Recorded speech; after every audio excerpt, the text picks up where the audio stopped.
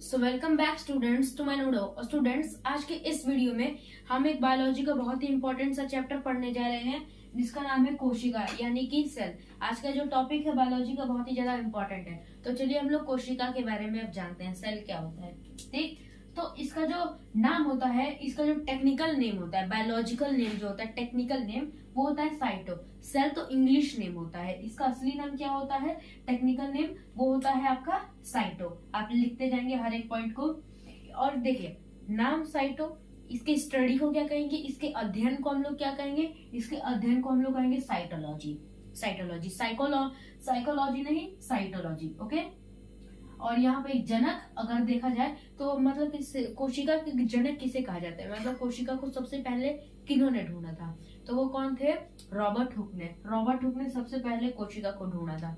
उन्होंने क्या किया था, एक जो पॉन्ड था, पॉन्ड के पास उन्होंने थोड़ा सा जो एल्गी होता है पॉन्ड से वो निकाल के लाए और उसमें माइक्रोस्कोप लगा के देखा तो उन्होंने एक मृत कोशिका खोजी, डेड सेल उन्होंने खोजा। ठीक ना, मतलब कि जो रॉबर्ट हुक थे उन्होंने एक मृत कोशिका की खोज की थी, मगर फिर भी उनको जनक कहा गया। मगर जो जीवित कोशिका की सबसे पहले खोज किसने की, एंटोनी वॉन ल्यूवेनहॉक।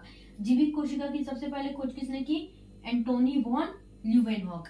मगर जनक किसे कहा जाता है, रॉबर्ट हुक को। रॉबर्ट हुक को मतलब उनको जनक इसलिए कहा जाता है रॉबर्ट हुक को, क्योंकि फिर चाहे वो मृत कोशिका की खोज करें या फिर जीवित कोशिका की खोज करें, उन्होंने कोशिका की सबसे पहले खोज की, इसलिए रॉबर्ट हुक को इनको जनक कहा जाता है। खैर, अगर आपसे एग्जाम में पूछ ले कि जीवित कोशिका की सबसे पहले खोज किसने की थी, तो एंटोनी वॉन ल्यूवेनहॉक ने की थी। ठीक, और उसके बाद क्या हुआ, जो एक स्लाइडर और स्वान नाम के दो साइंटिस्ट हैं, उन्होंने कोशिका सिद्धांत दिया। कोशिका सिद्धांत में क्या था कि हम लोगों की जो पूरे शरीर, हम लोगों का पूरा शरीर कोशिका से बना हुआ है, मतलब एक मूल इकाई है। कोशिका सबसे छोटा अंग नहीं है हमारे शरीर का, ये बात ध्यान रखिएगा। ये मैं आपको डाउट क्लियर कर दे रहा हूँ। कोशिका हम लोगों का जो शरीर का सबसे छोटा अंग नहीं है, वो सबसे छोटी इकाई है। छोटा अंग हम लोग इसे नहीं कह सकते। अब आप पूछोगे क्यों, मैं अभी आगे चल के आपको बताऊंगा कि आप खुद ही अभी आगे समझ जाओगे कि छोटा अंग क्यों नहीं इसे कहा जाता है सबसे। ठीक ना, स्लाइडर और स्वान ने कोशिका का मतलब कोशिका सिद्धांत दिया। कोशिका सिद्धांत किसने दिया, स्लाइडर और स्वान ने। मगर एक एक्सेप्शन है, जो कोशिका सिद्धांत था इन दोनों का, इस पे एक एक्सेप्शन है, यानी कि एक अपवाद है। वो अपवाद क्या है, वायरस।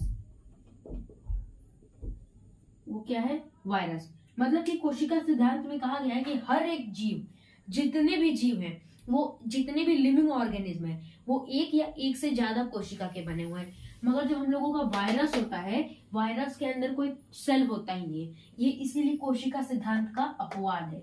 अगर आपसे पूछे कि कोशिका सिद्धांत का अपवाद निम्नलिखित में से कौन सा है, एल्गी, वायरस, बैक्टीरिया, प्रोटोजोआ, आप क्या लगा दीजिएगा, वायरस लगा दीजिएगा। ओके।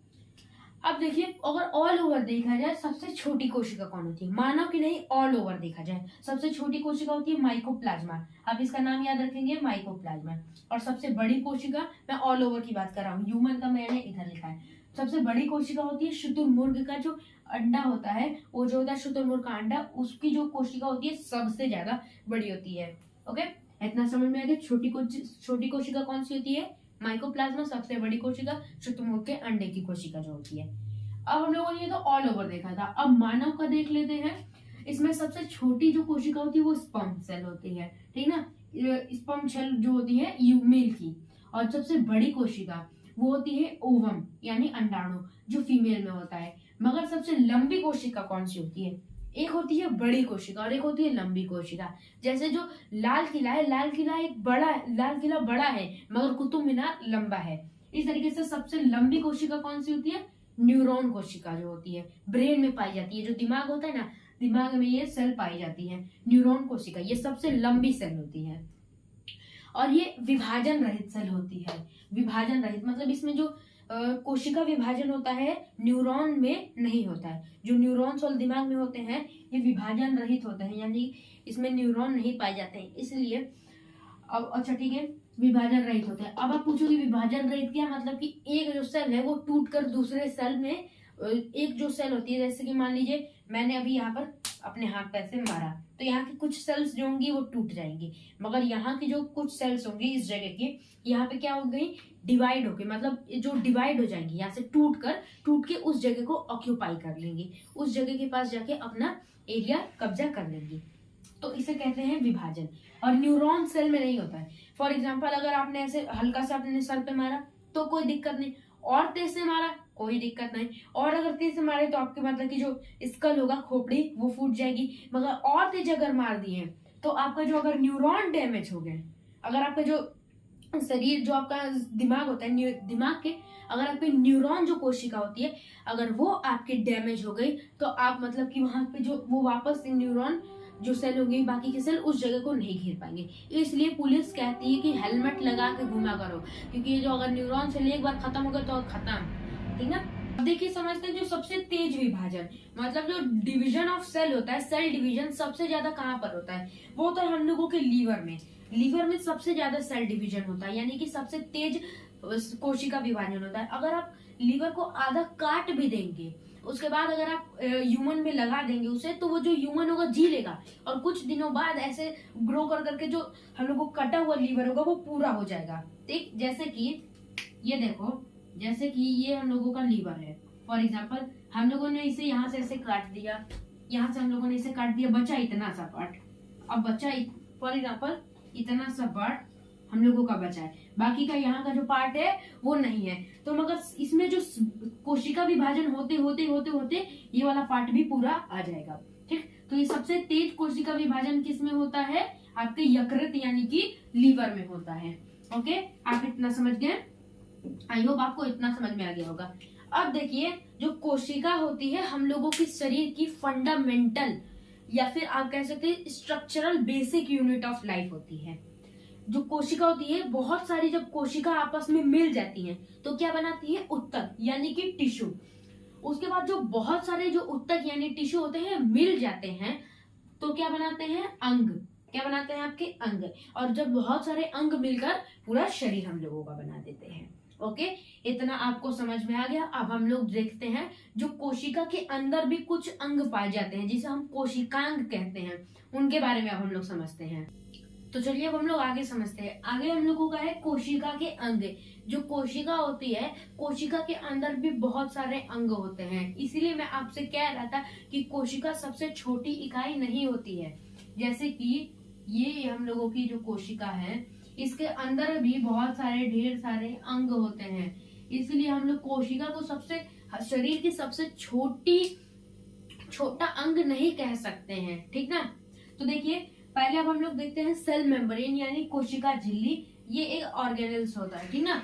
ये हम लोग इसे कहते हैं, एम से मैं इसे CM लिख देता हूँ, CM से सेल मेम्ब्रेन। ओके, तो ये जो सेल मेम्ब्रेन यानी कोशिका झिल्ली होती है, ये पादप और जो पादप प्लस जंतु यहाँ पे लिखा है। पादप मतलब कि जो पौधे होते हैं, और जंतु मतलब कि जो एनिमल्स होते हैं, एनिमल्स और हम लोग हो गए, ठीक ना, उन सब में ये दोनों में पाया जाता है आपका जो सेल वॉल होता है, यानी कि सॉरी सेल वॉल बोल रहा हूँ, कोशिका झिल्ली यानी कि सेल मेम्ब्रेन।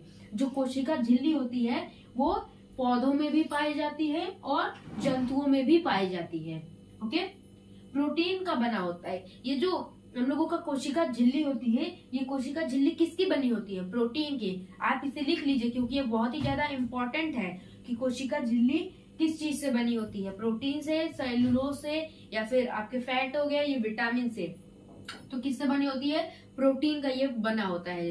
ओके, और इसके जो ये झिल्ली है इसी के अंदर सारे अंग आते हैं। ये कोशिका झिल्ली जो है इसी के अंदर सारे अंग आपके आते हैं। अच्छा, जैसे कि आपको बहुत, अगर आप जब सब्जी मंडी जाते हैं और आप सब्जी लेते हैं, फॉर एग्जांपल आपने आलू लिया, टमाटर लिया, बैंगन लिया, तो आपको क्या एक झिल्ली में देता है, यानी जो एक पन्नी होती है, पन्नी में आपको जो दुकानदार होता है आपको आलू जितना भी आपने सामान लिया वो दिया होता है। अगर देखिए वही अगर आपने ज्यादा सामान ले लिया, फॉर एग्जाम्पल आपने उसमें जैसे कि आपने एक झिल्ली लिया है, उसमें आप आलू भी ले लिए, प्याज भी ले लिए, बैंगन भी ले लिए, ये सब ज्यादा चीजें ले लिए, तो क्या करता है दुकानदार, आपने कभी गौर किया होगा, वो डबल लेयर चढ़ा देता है। जो आपका जो पन्नी होता है, दो पन्नी, एक पन्नी के ऊपर एक और पन्नी चढ़ा देता है। तो इसी की तरह हम लोगों का जो कोशिका भित्ति यानी कि सेल वॉल होता है, ये खाली पौधों में पाया जाता है। कुछ इस टाइप से ये होता है। ये इस टाइप से होता है। एक एक्स्ट्रा लेयर होती है जो सेल मेम्ब्रेन होता है, यानी कि जो कोशिका भित्ति, जो आपकी कोशिका झिल्ली होती है, कोशिका झिल्ली के ऊपर एक और एक लेयर चढ़ा दी जाती है, उसे कहते हैं कोशिका भित्ति।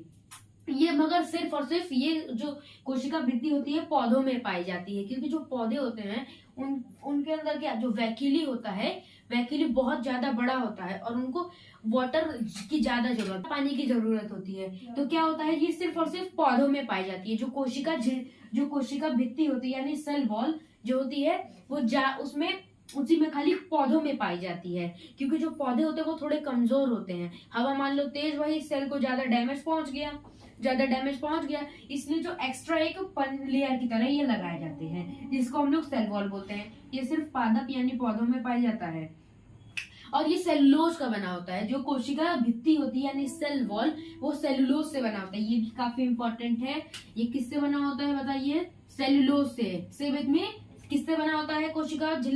कोशिका भित्ति किससे बनी होती है? सेलुलोज से। ओके, अब इसका जो आकार कोशिका होती है, ये वाला जो कोशिका को क्या करता है? आकार प्लस सुरक्षा दोनों देता है। जो कोशिका भित्ति होती है वो कोशिकाओं को एक अच्छा आकार देता है और उनको सुरक्षा भी देता है। सुरक्षा कैसे देता है मैंने अभी बताया कि मान लीजिए कि अगर तेज हवा चलने लगी तो कोशिका ज्यादा डैमेज हो जाएंगी, इसलिए ये सुरक्षा भी इसको प्रदान करता है। यानी कोशिका भित्ति जो होती है कोशिका को आकार भी देता है और सुरक्षा भी देता है। उसके बाद आता है माइटोकॉन्ड्रिया। माइटोकॉन्ड्रिया जो होता है ये काफी ज्यादा इंपॉर्टेंट है, इसको ध्यान से समझिए माइटोकॉन्ड्रिया को। माइटोकॉन्ड्रिया की सबसे पहले खोज किसने की थी? अल्टमैन ने सबसे पहले माइटोकॉन्ड्रिया की खोज की थी। यहाँ पे एम से माइटोकॉन्ड्रिया होगा, ठीक ना?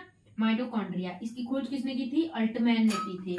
अब देखिए जो इसका काम क्या होता है माइटोकॉन्ड्रिया का, मैंने जो रेस्पिरेशन में जब मैंने चैप्टर पढ़ाया था उसमें मैंने बताया था जब हम सांस लेते हैं तो हम लोगों का जो ऑक्सीजन होता है, ऑक्सीजन ब्लड के साथ मिक्स होकर ऑक्सी हीमोग्लोबिन बन जाता है और वो पूरे हर एक सेल में जाता है और माइटोकॉन्ड्रिया उसे एब्जॉर्ब करता है और जो पूरे सेल होते हैं उसमें सेल के और जो पार्ट्स होते हैं उनमें बांट देता है। अब फिर से इसको समझ लीजिए, जब हम सांस लेते हैं, ऐसे सांस लेते हैं तो क्या होता है, जो श्वसन की क्रिया होती है इसे हम लोग उसके बाद क्रेब्स चक्र होता है। क्रेब्स चक्र में क्या होता है? क्रेब्स चक्र से 38 ATA बनता है।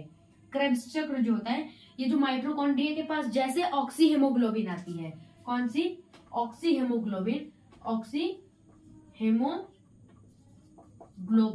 हीमोग्लोबिन जैसे इसके पास आती है तो एक क्रेब्स चक्र चलता है माइटोकॉन्ड्रिया के अंदर, क्रेब्स चक्र चलता है और इस क्रेब्स चक्र से 38 ATA बनता है। क्या बनता है? 38 ATA, देखिए यहाँ पे लिखा हुआ है 38 ATA। और एक जो 38 ATA से एक ग्लूकोज बनता है और एक ग्लूकोज से हमें क्या मिलती है? जो सेल होता है, सेल को ऊर्जा मिलती है। इसीलिए जो माइटोकॉन्ड्रिया होता है, माइटोकॉन्ड्रिया को पावर हाउस ऑफ सेल भी कहते हैं, क्योंकि ये पूरे जो सेल होता है सेल को पूरा पावर देता है, यानी ऊर्जा घर इसे कहते हैं सेल का। इसलिए आपसे अगर क्वेश्चन पूछ ले, जो एसएससी में एक बार क्वेश्चन पूछा था, एसएससी 2011 में शायद से क्वेश्चन पूछा था उसमें कि कोशिका का ऊर्जा घर किसे कहते हैं, तो किसे कहते हैं? माइटोकॉन्ड्रिया को कहते हैं, क्योंकि वो क्या करता है? पूरे कोशिका को एनर्जी देता है। कैसे एनर्जी देता है? सांस लिए, उसके पास ऑक्सी हीमोग्लोबिन आया, उसके अंदर क्रेब्स चक्र चला, ठीक ना? क्रेब्स चक्र चला तो क्या बना? 38 ATA बना और 38 ATA is equal to only 1 glucose, एक ग्लूकोज बना। और एक ग्लूकोज से क्या होता है? क्या मिलता है? एनर्जी मिलती है, यानी ऊर्जा। इसलिए ऊर्जा घर किसे कहते हैं? माइटोकॉन्ड्रिया को खोज अल्टमैन ने की थी। अब इसकी जो आंतरिक दीवार होती है, आंतरिक दीवार को क्रिस्टी कहा जाता है। माइटोकॉन्ड्रिया की आंतरिक दीवार को हम लोग क्या बोलते हैं? क्रिस्टी। ओके, अब देखिए फोर्थ आता है गोल्जी बॉडी। अब आप पूछोगे कि गोल्जी बॉडी का क्या काम होता है। पहले ये जान लो कि कैमिलो गोल्जी ने इसकी खोज की थी, गोल्जी बॉडी की, इन्हीं के नाम पे गोल्जी बॉडी पड़ा। जैसे कि मान लो अभी मैं आपको पढ़ा रहा हूँ, ठीक, मैं अभी खड़ा होकर आपको पढ़ा रहा हूँ, तो अभी मेरा जो जीभ है, सबसे ज्यादा जो जीभ है वो ज्यादा एनर्जी ले रही है, ठीक। सबसे ज्यादा कौन एनर्जी ले रही है? जीभ। अगर अभी मैं सीधे खड़ा हूँ, मेरे हाथ उतने भी वर्क नहीं कर रहे हैं अभी, और मैं ऐसे पैरों पे अपने खड़ा हूँ, तो क्या होगा, जो पूरे पैरों की एनर्जी, गोल्जी बॉडी का क्या काम होता है, अभी जीभ को ज्यादा एनर्जी की जरूरत है, जीभ को भी ज्यादा एनर्जी की जरूरत है। तो गोल्जी बॉडी क्या करेगी, बाकी जितने भी सेल्स हैं, जो हम लोगों की कोशिका है, बाकी सारी कोशिका की एनर्जी लेगी, पूरी पूरी कोशिका की एनर्जी हाथ की लेगी, पूरी पैर की लेगी और मेरे जीभ के पास ला देगी। इसलिए मैं आपको अभी पढ़ा पा रहा हूँ, इतनी एनर्जी आपको देती है।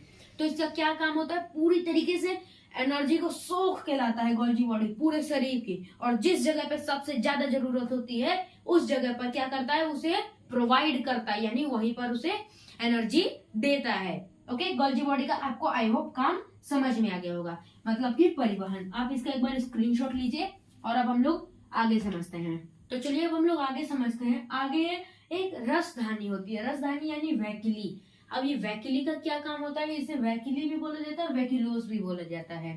ठीक, वैकिलोस का क्या काम होता है, देखिए हमारे जो शरीर होता है, हमारे शरीर का जो 60% वेट होता है वो कौन लेता है, ऑक्यूपाई किया रहता है, पानी। अब आप सोचेंगे मतलब कि यार जो 100 किलो का इंसान, फॉर एग्जांपल एक 100 किलो का इंसान है, तो उसके में 60 किलो तो पानी ही होगा। तो ये बात सही है, 60 किलो उसके अंदर पानी ही होगा। अब आप पूछोगे यार पेट तो हमने डाइजेस्टिव सिस्टम में पढ़ा था कि पेट इतना होता है, उसमें खाना भी आ जाएगा, हाइड्रोक्लोरिक एसिड भी आ जाएगा, पानी भी आ जाएगा। पानी कहाँ से इतना आएगा, 60% बॉडी का जो पानी होगा वो कहाँ पर आ जाएगा। तो वो पानी जो होता है, उसमें खाली पानी जो होता है 1-2 लीटर पेट में हम लोगों के रहता है। बाकी का जो पानी होता है वो कहाँ होता है, जो सेल्स होते हैं, सेल्स के अंदर होता है, इसीलिए इसे जल संग्रह भी कहा जाता है। जो सेल होते हैं हम लोगों के, यानी कोशिकाओं के अंदर होता है। कोशिकाओं के अंदर कहाँ होता है, रसधानी यानी वैकिली में। जैसे कि ये हम लोगों की कोशिका है, और ये कोशिका जो है, हम लोगों ने ये कोशिका बना रखी है, कोशिका, ये हम लोगों की कोशिका है, और ये है हम लोगों की वैकिली यानी रसधानी। तो इसी के अंदर बाकी जितना भी पानी बचा है, बाकी सारा पानी इकट्ठा करके रखता है ये वैकिली। इसलिए, और अगर इसमें 1% की भी अगर कमी आती है तो हमें प्यास लग जाती है, 10% की कमी आ जाए इंसान खत्म हो जाता है। ठीक, इतना आपको समझ में आ गया। तो ये क्या करता है, और ये जो रसधानी यानी वैकिलोस होता है, वैकिलोस जंतुओं में छोटा होता है, जंतुओं के जो सेल्स होते हैं उनमें छोटा है, और जो प्लांट के सेल्स होते हैं उनमें ज्यादा बड़ा होता है। ऐसा क्यों होता है, प्लांट के सेल्स में ऐसा बड़ा क्यों होता है, क्योंकि जो प्लांट्स हैं पानी इकट्ठा करके रखें, ठीक ना, प्लांट्स को पानी की ज्यादा जरूरत होती है, प्लांट्स पानी इकट्ठा करके वैकिलोस में रखते हैं। ओके, आपको आई होप रसधानी यानी वैकिलोस वाला समझ में आ गया होगा। उसके बाद है तारका यानी सेंट्रोसोम। एक सेंट्रोसोम होता है हम लोगों की बॉडी में, ये देखिए सेंट्रोसोम। अब ये सेंट्रोसोम की खोज किसने की थी, बोबरी नामक वैज्ञानिक ने सेंट्रोसोम की खोज की थी। आप इसको भी नोट कर लीजिएगा कि सेंट्रोसोम की खोज किसने, यानी तारकाए, इसको हिंदी में हम लोग कहते हैं तारकाए, इसकी खोज बोबरी ने की थी। ओके, बोबरी ने की थी। इसका काम क्या होता है, इसका काम होता है कोशिका का विभाजन करना, ठीक ना, कोशिका का विभाजन का कार्य किसका होता है, सेंट्रोसोम का। तो सेंट्रोसोम जो होता है सबसे ज्यादा हम लोगों के लीवर में पाया जाता है, लीवर में सबसे ज्यादा, तो कोशिका विभाजन इसीलिए लीवर में सबसे ज्यादा होता है, क्योंकि जो सेंट्रोसोम होता है लीवर में सबसे ज्यादा होता है, और जितना ज्यादा सेंट्रोसोम उतना ज्यादा कोशिका विभाजन। इसीलिए जो लीवर को हम लोग अगर काट भी देते हैं तो भी लीवर वापस से रीजनरेट हो जाता है। और जो हम लोगों के दिमाग होता है, न्यूरॉन्स में सबसे कम क्या होता है, सेंट्रोसोम। जो दिमाग होता है, दिमाग में देखिए एक बात याद रखिए, 90% क्या होता है, 90% होता है न्यूरॉन। क्या होता है, न्यूरॉन होता है 90%। अब आप पूछोगे 10% क्या है, बता रहा हूं अभी, एक सेकेंड। उसके पहले आप जान लो, जो कोशिका विभाजन, देखो अगर कोशिका विभाजन जल्दी जल्दी होने लगता है, बहुत जल्दी अगर जल्दी हो जाता है तो उसी से इंसान को कैंसर हो जाता है। कैंसर की बीमारी कैसी होती है, अनकंट्रोलेबल सेल डिवीजन की वजह से। जो कोशिका विभाजन होता है बहुत जल्दी लिमिट के बाहर चला जाता है तो इंसान को कैंसर हो जाता है। अब आप पूछोगे ठीक है, जो कोशिका विभाजन लीवर में होता है, ठीक है, मगर कोशिका विभाजन तभी होगा जब सेंट्रोसोम ज्यादा होगा। मगर यार ब्रेन में कैंसर कैसे हो जाता है, ब्रेन ट्यूमर का नाम सुने होंगे। ब्रेन ट्यूमर ट्यूमर कैसे हो जाता है, वो भी तो ब्रेन में जो कैंसर होता है उसे हम लोग ब्रेन ट्यूमर कहते हैं। तो अब आप पूछोगे उसमें कैसे हो जाता है, जबकि उसमें तो 90% न्यूरॉन ही पाया जाता है। तो 90% न्यूरॉन पाया जाता है, मगर बाकी का जो 10% होता है वो क्या होता है, गीलियल कोशिका। गीलियल कोशिका 10% पाई जाती है, और यही गीलियल कोशिका के अंदर ये जो सेंट्रोसोम होता है पाया जाता है। जो 10% ब्रेन के अंदर 90% न्यूरॉन होते हैं ब्रेन में, 10% गीलियल सेल होते हैं, और इन्हीं गीलियल सेल के अंदर सेंट्रोसोम ज्यादा होते हैं, और इन्हीं अगर सेंट्रोसोम ज्यादा होंगे सेल डिवीजन होता रहता है। इसलिए जो गीलियल कोशिका होती है, गीलियल कोशिका के अंदर अगर सेल डिवीजन लिमिट के बाहर कर जाता है, वो न्यूरॉन को भी अफेक्ट कर देगा और ब्रेन ट्यूमर हो जाता है। अब आपको ये डाउट क्लियर हो गया होगा कि कोशिका विभाजन तो सबसे कम न्यूरॉन में होता है, फिर भी हम जो कैंसर इंसान को कैसे हो जाता है ब्रेन के अंदर। ओके, आपको ये डाउट क्लियर हो गया होगा। नेक्स्ट है अंतःप्रदर्भ जालियां, यानी इंडोप्लाज्मिक रेटिकुलम। अंतःप्रदर्भ जालियां, इसको इंग्लिश में कहते हैं इंडोप्लाज्मिक रेटिकुलम। इंडोप्लाज्मिक इसको रेटिकुलम बोलते हैं। ओके, तो इसका काम क्या होता है, आंतरिक कंकाल, मतलब एक ढांचा, जो सेल होता है सेल को एक ढांचा देता है और उसकी सुरक्षा करता है। आंतरिक सहायता, जो आंतरिक तरीके से सहायता होता है। इसका डायग्राम मैंने यहाँ पर बना रखा है, डायग्राम आप देख लीजिए। ये देखिए, इसके भी 2 पार्ट होते हैं, मतलब कि एक पार्ट में एक रफ इंडोप्लाज्मिक रेटिकुलम होता है और एक स्मूथ इंडोप्लाज्मिक रेटिकुलम होता है। जो रफ इंडोप्लाज्मिक रेटिकुलम होता है, इसमें जो आपको छीट ऐसे दिख रहे हैं, छींटे जैसे, ये क्या है, ये सब है राइबोसोम। ठीक, क्या है, राइबोसोम। और इसे इस तरफ मैंने लिखा है रफ इंडोप्लाज्मिक रेटिकुलम, ईआर मतलब होता है इंडोप्लाज्मिक रेटिकुलम, और इधर है स्मूथ, ईआर मतलब स्मूथ इंडोप्लाज्मिक रेटिकुलम। अब देखिए, जो स्मूथ इंडोप्लाज्मिक रेटिकुलम और आपका जो रफ इंडोप्लाज्मिक रेटिकुलम होता है, दोनों के अलग अलग काम होते हैं। मैंने यहाँ पे लिख रखा है, स्मूथ इंडोप्लाज्मिक रेटिकुलम जो होता है उसका काम क्या होता है, वो वसा का निर्माण करते हैं। वसा मतलब जो तेल चिपचिपा होता है, उसी का निर्माण कौन करता है, वो करता है स्मूथ इंडोप्लाज्मिक रेटिकुलम। और जो रफ इंडोप्लाज्मिक रेटिकुलम होता है, प्रोटीन का निर्माण करता है। मगर ये बात 50% सिर्फ सही है। अब आप पूछोगे 50% कैसे सही है, अभी बता रहा हूँ। तो चलिए अब हम लोग राइबोसोम के बारे में जानते हैं। जो राइबोसोम होता है, राइबोसोम की खोज सबसे पहले पैलियड नाम के एक वैज्ञानिक ने राइबोसोम की खोज की थी। अभी मैंने बताया था कि जो स्मूथ ईआर होता है वो वसा का निर्माण करता है, और जो रफ इंडोप्लाज्मिक रेटिकुलम होता है वो प्रोटीन का निर्माण करता है। मगर ये बात 50% यानी 50% ही सही है। तो अब आप पूछोगे ये 50% बात कैसे सही है, असल में प्रोटीन का निर्माण तो राइबोसोम करता है। जो हम लोगों ने राइबोसोम कहाँ होते हैं, हम लोगों ने पढ़ा था ना, ये इंडोप्लाज्मिक रेटिकुलम है, बीच में ये ऐसे छित है, इसको हम लोगों ने पढ़ा था कि ये राइबोसोम्स हैं।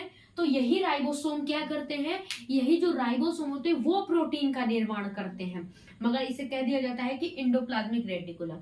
मगर क्वेश्चन पूछे कि निम्नलिखित में से कोशिका के अंदर प्रोटीन का निर्माण कौन करता है, तो कौन करता है, राइबोसोम करता है।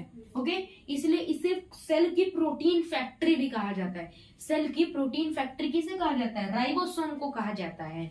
आप ये बात नोट कर लीजिएगा। ओके, अब जो राइबोसोम भी होते हैं, राइबोसोम भी ना 2 सेल्स होते हैं, जैसा कि हम जानते हैं। एक होता है प्रोकैरियोटिक सेल और एक होता है यूकैरियोटिक सेल।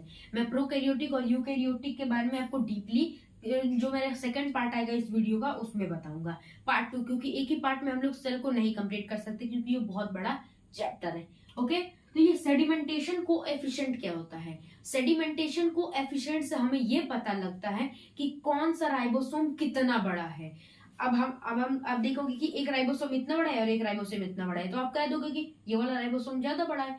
मगर सेडिमेंटेशन कोएफिशिएंट के हिसाब से कौन सा राइबोसोम ज्यादा बड़ा होता है, वो सेडिमेंटेशन कोएफिशिएंट में क्या किया जाता है, एक पानी लिया जाता है, पानी हो गया या फिर अब कोई भी फ्लूइड लिया जाता है, उसमें जो राइबोसोम होते हैं गिराया जाता है। जो राइबोसोम सबसे पहले पानी के अंदर पूरा गिर जाता है, मतलब उसके सरफेस पे पहुंच जाता है, उसे मान लिया जाता है कि वो बड़ा राइबोसोम है। ठीक, और जो बाद में गिरता है उसे कहते हैं वो छोटा राइबोसोम है।